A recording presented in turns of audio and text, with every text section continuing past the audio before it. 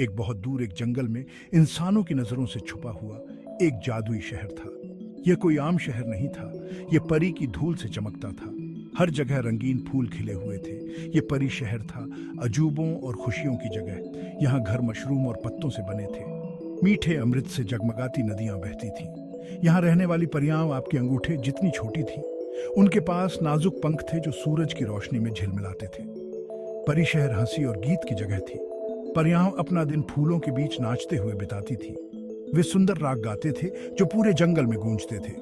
इस जादुई राज्य पर परी रानी का राज था। वह अपनी बुद्धि और दया के लिए जानी जाती थी। उसने अपने जादू से शहर को सुरक्षित रखा। परी रानी की खुशबू नाम की एक बेटी थी। खुशबू एक जिज्ञासु और चंचल परी थी। उसे परी शहर के हर कोने को एक्सप्लोर करना बहुत पसंद था। उसके दयालु हृदय और संक्रामक हंसी के लिए सभी उससे प्यार करते थे। खुशबू एक खुशमिजाज परी थी। उसे अपने दोस्तों के साथ खेलना बहुत पसंद था। वे तितलियों का पीछा करते और मकड़ी के जाले पर झूलते। लेकिन खुशबू को अपनी माँ की कहानियां सुनना सबसे ज्यादा पसंद था। परी रानी उसे मानव दुनिया की कहानियां सुनाती थी।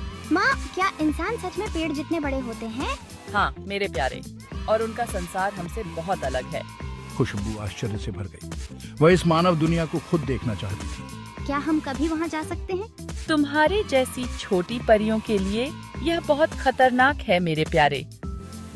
इंसानों की दुनिया अनजान चीजों से भरी है। लेकिन खुशबू आश्वस्त नहीं थी। वह उस दिन का सपना देखती थी जब वह इस अजीब और रोमांचक दुनिया को देख सके। नीला फूल एक अलौकिक चमक के साथ झिलमिलाता और धड़कता था। खुशबू ने पहले कभी ऐसा कुछ नहीं देखा था। यह उसे एक मौन सायरन गीत के साथ बुला रहा था। उसे इसे करीब से देखना था। वह फूल की तरफ इशारा कर रही थी। उसका दिल उत्तेजना से तेज हो रहा था। जैसे ही वह फूल के पास पहुंची, उसने कुछ अजीब देखा। ऐसा लग रहा था जैसे वह धीरे से गुनगुना रहा हो। वाह, यह क्या है? खुशबू ने सावधानी से एक उंगली बढ़ाई और उसकी पंखुड़ियों को छू लिया। जैसे ही उसने उसे छुआ, फूल खिल गया। एक तेज रोशनी ने उसे अपनी आगोश में ले लिया और उसने खुद को ऊपर की ओर खींचते हुए महसूस किया। खुशबू ने अपने दोस्तों को आवाज दी, लेकिन तब तक बहुत देर हो चुकी थी। वह रंगों के घूमते हुए भंवर में फंस गई। उसने अपनी आंखें बंद कर लीं। उसका दिल उसकी छाती में तेजी से धड़क रहा था। वह नहीं जानती थी कि वह कहां जा रही है या क्या हो रहा है। उसके छोटे से दिल को डर ने जकड़ लिया। जब उसने आखिरकार अपनी आंखें खोली तो वह नरम घास पर लेटी हुई थी। हवा में चिड़ियों के गाने की आवाजें और चीड़ की सुइयों की गंध भर गई थी। वह उठी और इधर उधर देखा। भ्रमित, परी शहर चला गया था। जादुई फूल गायब हो गए थे। वह बिल्कुल अलग जगह पर थी। खुशबू डर गई थी। वह पहले कभी परी शहर से बाहर नहीं गई थी। ऊंचे ऊंचे पेड़ों ने उसे घेर लिया था, जिससे लंबी भयानक परछाइयां पड़ रही थी।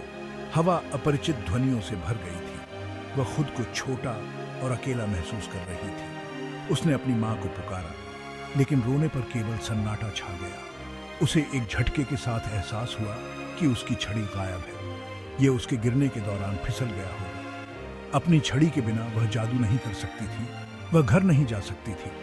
उसकी आंखों में आंसू आ गए जब उसे अपनी स्थिति की गंभीरता का एहसास हुआ। वह एक अजीब दुनिया में खोई और अकेली थी। माँ, तुम कहाँ हो? मुझे आपकी जरूरत है। वह एक अजीब दुनिया में खोई और अकेली थी।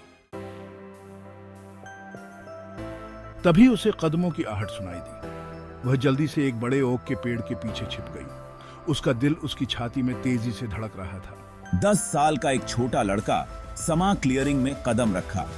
उसके पास एक दयालु चेहरा और जिज्ञासु आंखें थीं। वह एक खुश धुन सीटी बजा रहा था। मोहित नाम का लड़का जंगल में लकड़ी इकट्ठा कर रहा था। वह अपने परिवार के साथ पास के एक छोटे से गांव में रहता था। वह एक दयालु और सौम्य आत्मा था जो हमेशा जरूरतमंदों की मदद के लिए तैयार रहता था। जैसे ही वह लकड़ी इकट्ठा कर रहा था, उसने देखा कि एक झाड़ी के नीचे कुछ चमक रहा है। मोहित नीचे झुका और पत्तों को हटा दिया। अपने आश्चर्य के लिए उसने चांदी की एक सुंदर छड़ी की खोज की जो उसके अंगूठे से बड़ी नहीं थी। यह एक अलौकिक चमक के साथ चमक रहा था। उसने पहले कभी ऐसा कुछ नहीं देखा था। उसने अपनी सुंदरता पर मोहित होकर उसे उठा लिया। खुशबू अभी भी ओक के पेड़ के पीछे छिपी हुई है, मोहित को बड़ी बड़ी आंखों से देख रही थी। वह जानती थी कि जो छड़ी उसने पाई थी वह उसकी अपनी है, जिसे उसने खो दिया था। अरे नहीं, मेरी छड़ी, मुझे इसे वापस लेना चाहिए। अपनी हिम्मत जुटाते हुए खुशबू पेड़ के पीछे से बाहर निकली और मोहित के पास पहुंची। अरे वहां आप कौन हैं? उसने जंगल में एक परी को देखकर हैरानी से पूछा। मैं खुशबू हूँ और यह मेरी छड़ी है जो आपको मिली है। यह मेरे लिए बहुत महत्वपूर्ण है। मोहित ने छड़ी को देखा, फिर वापस खुशबू को देखा। वह उसकी आंखों में चिंता देख सकता था। चिंता मत करो खुशबू, मैं तुम्हारी छड़ी वापस दिलाने में तुम्हारी मदद करूंगा। और इसके साथ ही मोहित ने खुशबू को छड़ी वापस दे दी। उसके दयालु हृदय उसके कार्यों से चमक रहा था। बहुत बहुत धन्यवाद मोहित, आप बहुत दयालु हैं। अपनी छड़ी वापस अपने कब्जे में लेकर खुशबू ने राहत की लहर अपने ऊपर महसूस की। वह जानती थी कि उसे मोहित में एक सच्चा दोस्त मिल गया है। मोहन, हमें जल्दी से फैसला करना होगा, समय कम है। मुझे पता है खुशबू, लेकिन हमें कौन सा रास्ता अपनाना चाहिए? अंधेरे जंगल से होकर या खड़ी पहाड़ के ऊपर से? अपने दिल की सुनो बच्चों, कभी कभी सबसे कठिन रास्ता सबसे बड़े इनाम की ओर ले जाता है। भारी दिल लेकिन दृढ़ इरादों के साथ खुशबू और मोहन ने अपनी पसंद बनाई, यह जानते हुए कि आगे की यात्रा उनके साहस और संकल्प का परीक्षण करेगी। आपकी मदद के लिए धन्यवाद लकड़हारा।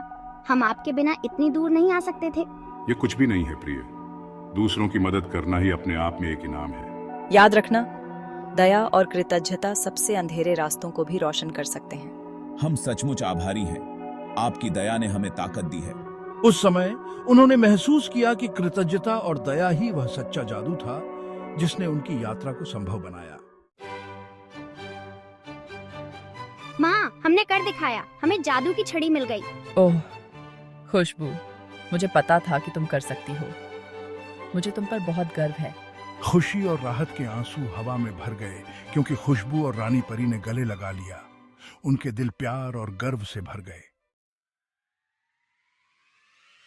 मोहन, मैं ये तुम्हारे बिना नहीं कर सकती थी। हमने यह साथ में किया खुशबू, दोस्त इसीलिए तो होते हैं। आप दोनों ने बहुत बहादुरी और दया दिखाई है। आपकी वजह से हमारी भूमि का जादू और मजबूत हुआ है। यह आश्चर्यजनक है कि जब हम एक दूसरे की मदद करते हैं तो हम क्या हासिल कर सकते हैं। वास्तव में दया सबसे बड़ा जादू है। और इसलिए परियों की भूमि में दया का जादू फलता फूलता रहा, वहां रहने वाले सभी लोगों के लिए खुशी और सद्भाव लाता रहा।